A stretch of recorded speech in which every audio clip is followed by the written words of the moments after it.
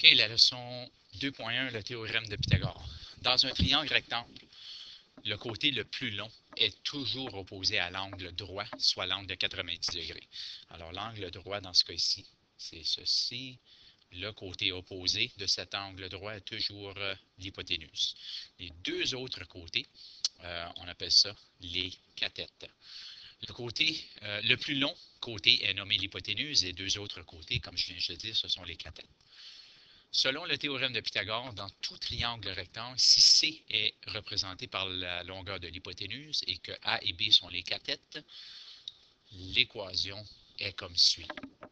Ça veut tout simplement dire que la longueur du côté A au carré, si on fait un carré avec la longueur du côté A, si on fait un carré avec l'aire de ce carré plus l'aire du carré en B, lorsqu'on l'additionne, les deux, un plus l'autre, va toujours être égal exactement à l'aire du carré formé par l'hypoténuse.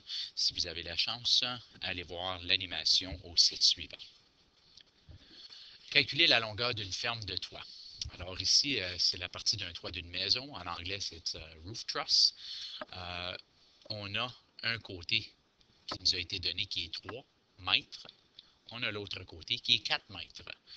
Nous autres, on veut savoir quelle est la longueur de l'hypoténuse dans ce cas ici. Alors, on va utiliser l'équation A au carré plus B au carré est égal à C au carré. La longueur de A et B, ça n'a pas d'importance. Ceci pourrait être A, ça pourrait être B. Dans ce cas ici, je les ai nommés A et B. Alors, 3 au carré plus 4 au carré est égal à C au carré.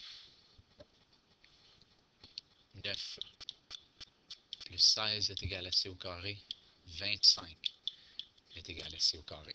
Alors, on sait que l'aire du carré formé ici, que je ne peux pas très bien identifier, mais l'aire de ce carré-là, c'est 25 mètres carrés, qui veut dire que la longueur de un côté, ça serait la racine carrée de 25. Alors, la racine carrée de 25, c'est la longueur de C. Alors, tu pourrais avoir une conclusion, la longueur C a une mesure de 5 mètres. Exemple 2. Calculer la longueur d'une cathète lorsque l'autre cathète et l'hypoténuse sont données. Une échelle est appuyée sur un mur. On s'entend que le mur et le plancher forment un angle de 90 degrés.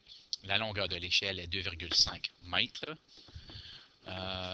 Et le bas de cette échelle est placé à 1,5 mètre du mur. Quelle est la hauteur du mur où l'échelle est appuyée? Alors, premièrement, toujours une bonne idée de dessiner un croquis de la situation. Alors, j'ai mon mur, j'ai le plancher et j'ai mon échelle que je vais identifier ici. C'est sous-entendu que c'est un angle de 90 degrés.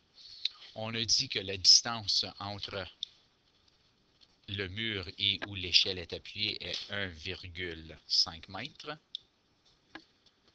et que l'échelle est 2,5 mètres de long. Ce qu'on cherche est cette distance que je vais nommer A. Tandis que l'une des cathètes est inconnue, il s'agit d'utiliser l'équation A au carré est égal à C au carré moins B au carré. Alors, on cherche A au carré. On sait que C, c'est 2,5. Alors, 2,5 au carré moins la valeur de B qui est 1,5 au carré. Alors, A au carré est égal à 6,25 moins 2,25. A au carré est égal à 4 et la racine carrée de A au carré est A. La racine carrée de 4 est 2.